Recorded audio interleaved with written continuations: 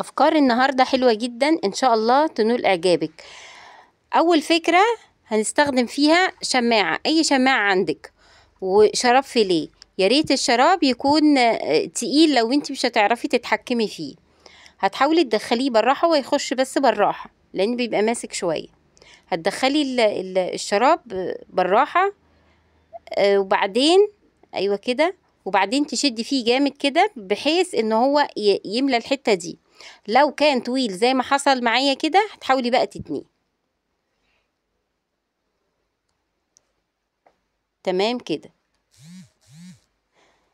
هتظبطيه كده وتحاولي بقى، عشان هو كان عندي لو انت عندك صغير يعني وسط كده يبقى حلو معاكي، بس هو ده اللي كان متوافر معايا.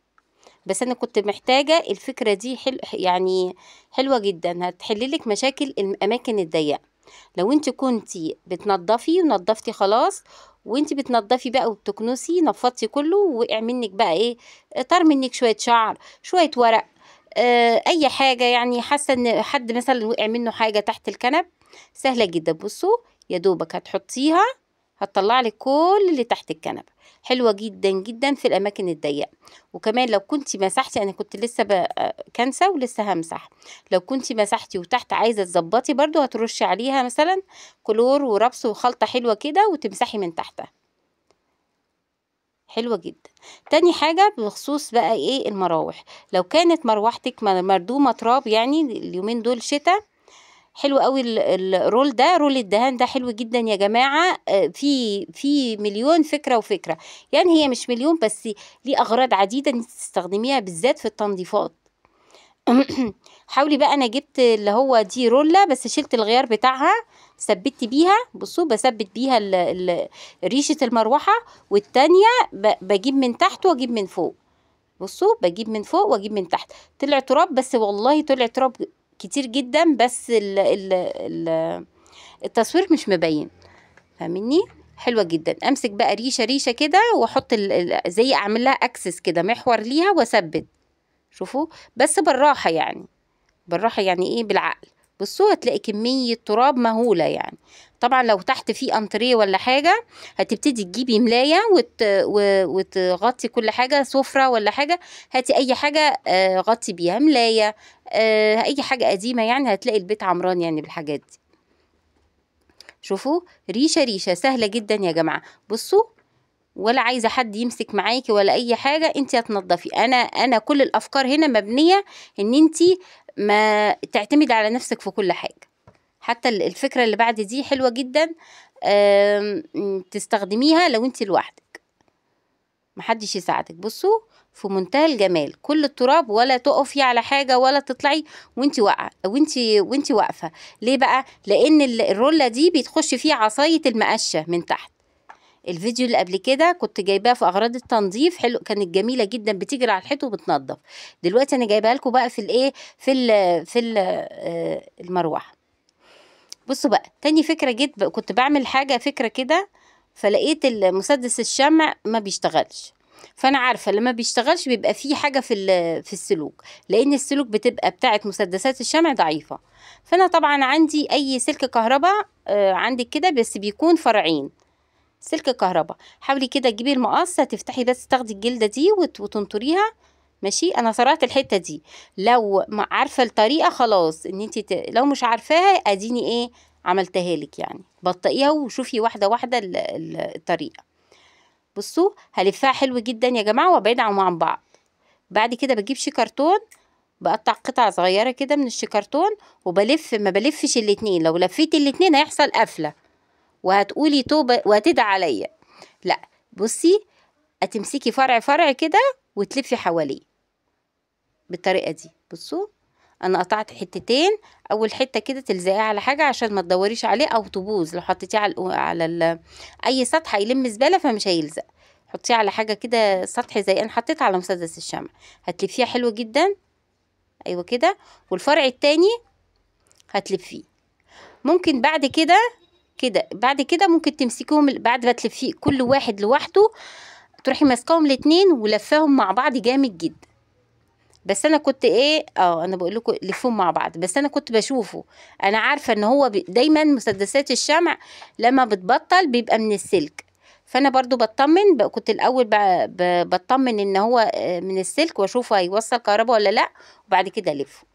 جبت كده غطا ازازه يا جماعه، احنا عندنا ازايز مالي والبيوت، وخرمتها كده بالمقص او اي ثاقب عندك. طلعت الفرعين، ابعدي الفرعين عن بعض كده، شوفوا، عشان انا طبعا ما عنديش فيشه، تمام. وايه، وحتى الفيشه القديمه كانت متبهدله، ممكن يكون العيب فيها ومش مستاهل ان انا افتحها واعملها، يعني بتبقى فيه فيش ما ينفعش تفتحيها وتستعمليها تاني. كده بعدت الفرعين وجبت حته شيكرتون، ماشي، عشان اضمن ان هما ما يلمسوش بعض ويحصل قفله. سهله جدا يا جماعه وحلوه، وتعمليها يعني ايه، تمشية غرض يعني، مشي الحال يعني. طبعا انت قاعده وعايزه تعملي حاجتك، مش هتستني بقى لما حد يعمل لك، لا دي سهله جدا وحلوه يعني. قضينا عملنا بيها 100 فكره يعني، عملنا بيه افكار كتير. طب احنا ثبتنا من فوق، ممكن الازازه دي تنزل تحت فتثبتيها بحته شيكرتون من تحت. بصوا اهي فيشه ولا مش فيشه، تحفه جدا. انا بقى كنت بثبتها زي دراعات الفيشه، يعني اللي بيخش في المشترك او الفيشه بتاع الكهرباء، تمام اهو. جيت بقى هاتي، انا جبت مشترك وحاولت بقى ايه ادخله. بصوا نور يا جماعه، مية مية. حطوا لايك بقى، اللي ما حطش لايك ينزل دلوقتي يحط لي لايك وكومنت حلو منك. لو عايزه افكار زي دي برضو اكتبي لي في كومنت ان انا اكتب لك، اقدم لك او انزل لك افكار من دي كتير. كده جبت بقى مسدس الشمع، اعمل لك فكره بقى ايه جامده جدا، مش هتكلفك حتى جنيه، برضو بغطا الازازه، تمام. طبعا جبت غطا ازازه، تمام، وزبده الكاكاو. طبعا لو عندك زبده كاكاو والحاجات دي، او صباع روج خلص ولا حاجه، طبعا بنرميه، انا ما برميش الحاجات دي. حاولي يبقى عندك كده بوكس صغنن حطي فيه الحاجات دي، لو من هواة الافكار ولا حاجه تعمليها في بيتك هتنفع والله، كل حاجه بتنفع. بصوا هنا في حاجه كده اللي هي بتمنع ان الحاجه تنزل فيك، زي سن كده، بحاول اظبطها وبدخلها عليها. بصوا اهو بس. وبعدين هثبت هنا، من هنا غطا، ومن الناحيه التانية غطا بمسدس الشمع. الفكرة دي حلوة جدا يا جماعة والله. بصوا أنا عندي الحيطة ورا الباب مهدودة من الرزع، اللي يخش الحيطة واللي يطلع من اللي يخش الباب، حيطة ايه اللي يخش الباب ويطلع من الباب بيبهدل كده، بيرزع، بينتقم من الباب. هتبتدي كده تحطي اللزق بس حبة حلوين كده، امليه عشان تثبت معاكي. وبعدين هتحطي بقى ايه لا اما صباع روج فاضي، لا اما زبدة كاكاو فاضية اهي. هسيبها تنشف، تعالي بقى معايا. بصوا هدد ولا مش الحيطة انهدت فعلا. بصوا يعني، بص من كتر الرزع الحتة اللي وراها واللي جنبها كمان. حاول بقى بمسدس الشمع اثبتها كده، بدل ما البياض كله يقع وفعلا يخرم الحيطة خرم مش كويس. هتثبتيها كده. لو انت كنت لسه ما حصلش معاكي كده اعمليها لو عندك اطفال. بصوا عمرها ما هتيجي جنب الحيطة، فكرة حلوة جدا. بصوا اهي تفتح كده ارزع بقى يا عم براحتك، اي حد يخش يرزع بقى البيجام. يعني حطي لايك بقى. الحتة دي بقى لو انت عندك جايلك ضيوف او مخدة مثلا مش عاجباكي، بتاعت سرير، بتاعت ركنة، ماشي، انا اقول لك بقى تغيري الغطاء الكفر بتاعها ازاي. عندك شال عاجبك عايزه تحطيه يليق مع الديكور بتاع الركنه بتاعتك، بصي هنفرده كده ونتنيه تانية من تحت، ماشي. وبعدين هتجيبي بقى المخده تحطيها في المنتصف كده، هتيجي تانية عليها تانية من الجنب اهي، والتانية تفرديها حلو برضو تظبطيها عشان تطلع مظبوطه منك. ويا ريت القماش يبقى ماسك نفسه، هو عشان شال مش عايز يتظبط معايا، لو ماسك نفسه يبقى حلو يعني، احلى من كده كمان، ماشي. كده بقى انا ظبطتها، انا بقى مش عارفه اظبطها حلو عشان ايه يعني ايه